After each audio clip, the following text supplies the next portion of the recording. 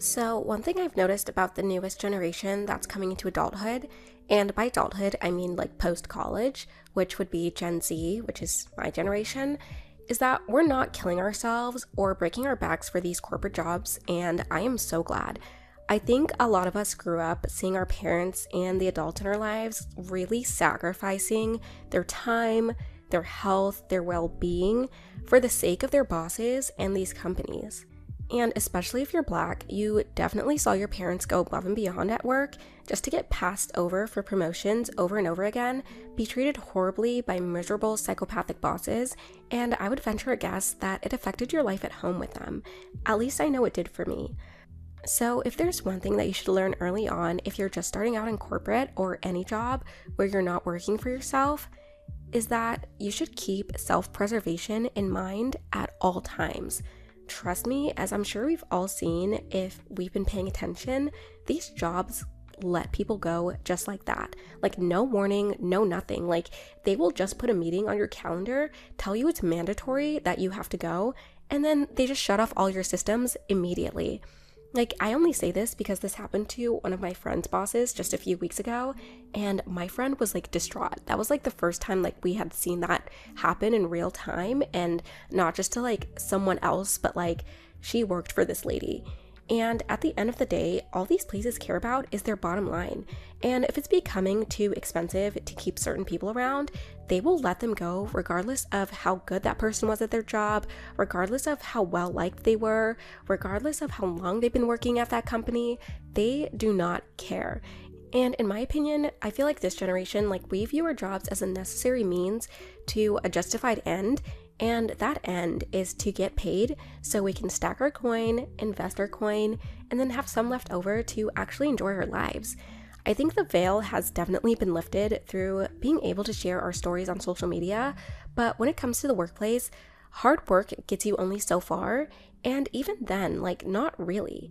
Well, I guess it depends on what you want out of your job. So I personally believe that there's a difference between a job and a career. I think the narrative that's pushed on young people right out of college or even in college and now like high school age is that like when you're young, like this is the beginning of your career, like in whatever field that you go into after college. But I don't agree with that. Not everyone is going to have a career, so to speak. Some people just have jobs. Some people just want jobs, and that's completely valid. Now, whether or not you're looking at your current work situation as a job that you view as a vehicle to fund your life, or you think of it as a career that you want to rise the ranks in, playing the game will always be to your benefit. So, something I learned is that just because you refuse to participate in the game doesn't mean it's not being played, and it especially doesn't mean that it's not being played on you. I don't know about you, but I would rather be in the game as an active player, get everything I need and get what I want out of it, rather than a catatonic character who anyone and everyone can just run over at any point. So, have you ever noticed that the most happy people who work corporate jobs are the people that usually do the least? So they show up to work every day, they do the bare minimum, nobody's going to ask them for much because they didn't set that expectation that they would do much, and then they collect their check and go on their way. And I've noticed that the most miserable people at corporate jobs are the ones who do the most, going above and beyond, staying late, logging in when they get home, sending emails at 10 p.m. on a Friday. But they're doing all of that and not getting rewarded for it. Well, wait, actually, they are. They're getting rewarded with more work. The overachiever basically gets punished for being efficient, in my opinion. And also, if you keep saying yes and taking on more work and more tasks, like you're eventually going to actually not have the time to devote the attention that everything you said yes to actually needs. So now you've given yourself more work, which will stress you out even more. You're working later, you're out of your routine, people keep asking you, where's this and where's that, and then they get mad at you for not being able to deliver on time, and it tarnishes your reputation.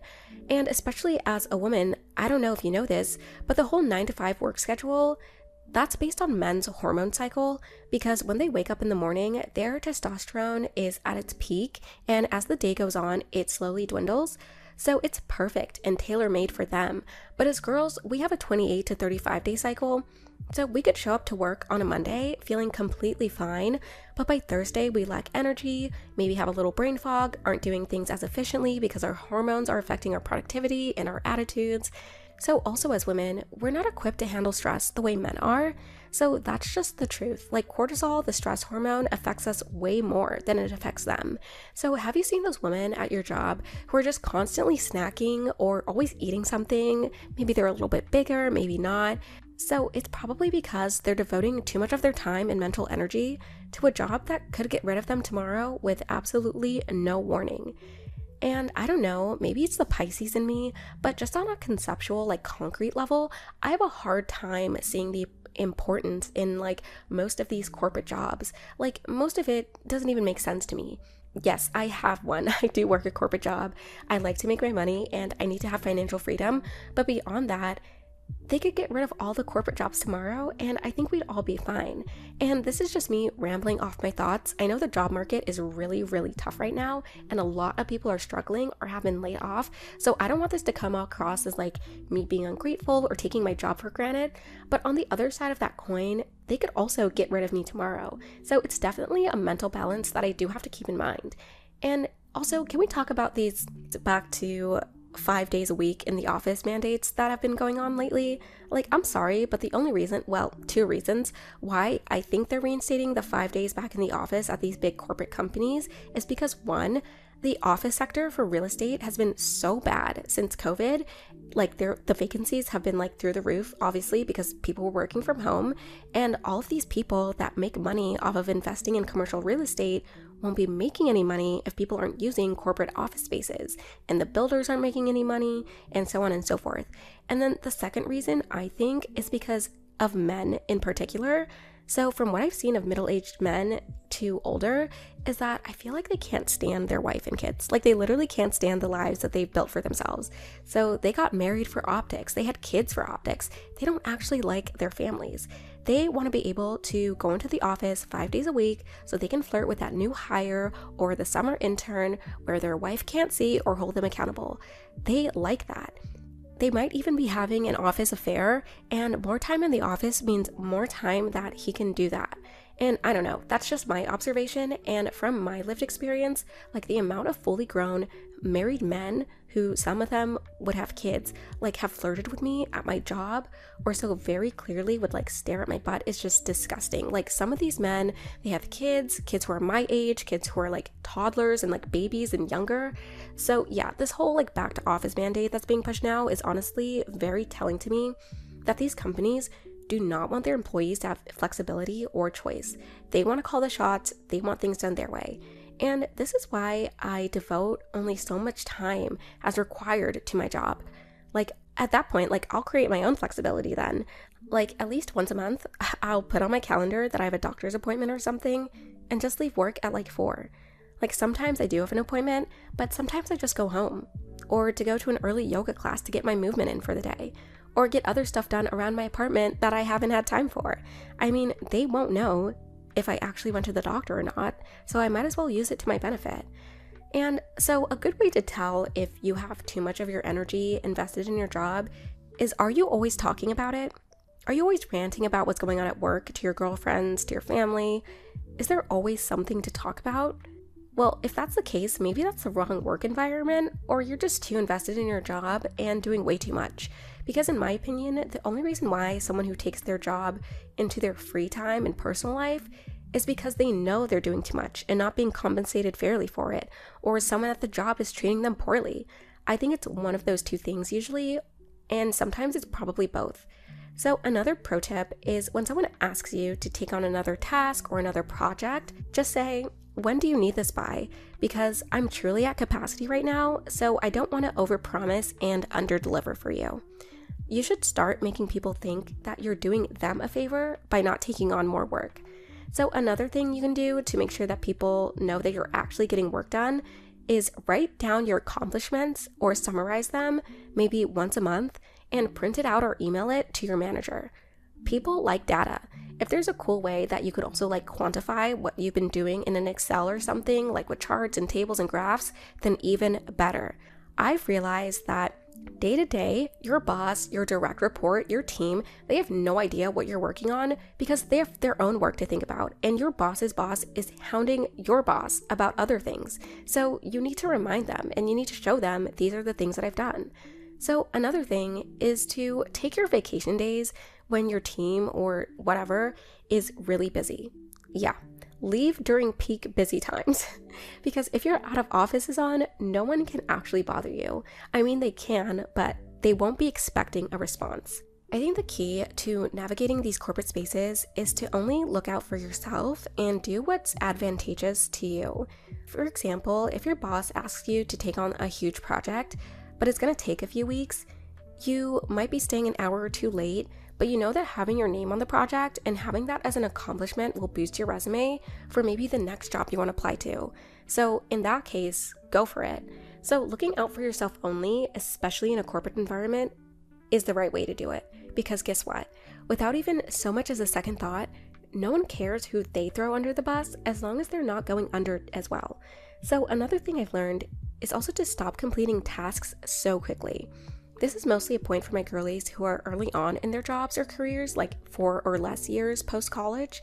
Unless someone asks you to do something and they specifically say that it's urgent and that they need it in a couple of hours or by the end of the day, there's no rush to complete things. So whoever you got work from is clearly not able to do it themselves, which means they already have a full plate. So you turning tasks and assignments so quickly is actually only going to add more to their plate, assuming that you're giving it back to them to review. And just another point is that if you've ever heard older people who maybe are getting up there or they're retired and they know they only have a certain amount of time left, not to get morbid, but it's life, they will always say that one of their regrets in life was working too much and not enjoying their life more with their friends, their family, seeing their kids more often while they were young, traveling when they were young and more able to move around more comfortably than they can now. So I guess what I'm trying to get at is that your job should only be a part of your life and not a majority of what makes up your life or your personality. Unless you run your own brand or have your own business, your work life should not be the end-all be-all of how you feel that day or what you talk to people about.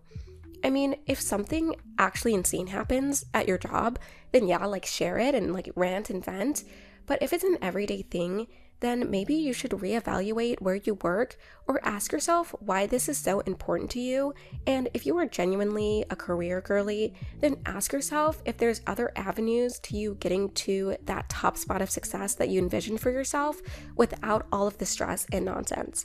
Because at the end of your life, I doubt the happiest moments you'll look back on are those long hours you pulled at your job that didn't even end up promoting you, or that time you took on too much and stressed yourself out but got it done anyway. At the end of the day, what is that worth? You're only making someone else more money. What about your life? What about your goals? What about your dreams? What about your health? I think this all comes down to truly knowing what you prioritize and then finding ways to get there that don't cause you harm. Because all I think about is that these companies can get rid of anyone they want, whenever they want, and they will leave you high and dry without so much as a goodbye. Okay, rant over. I just felt like I had to get that off my chest. So I hope this resonated with somebody out there. I hope somebody needed to hear this today. But yeah, I feel like the corporate culture, with the younger generation coming in, is definitely shifting. I can feel it, and I'm just so glad. So that's it for this video. I'll talk to you soon, it girls.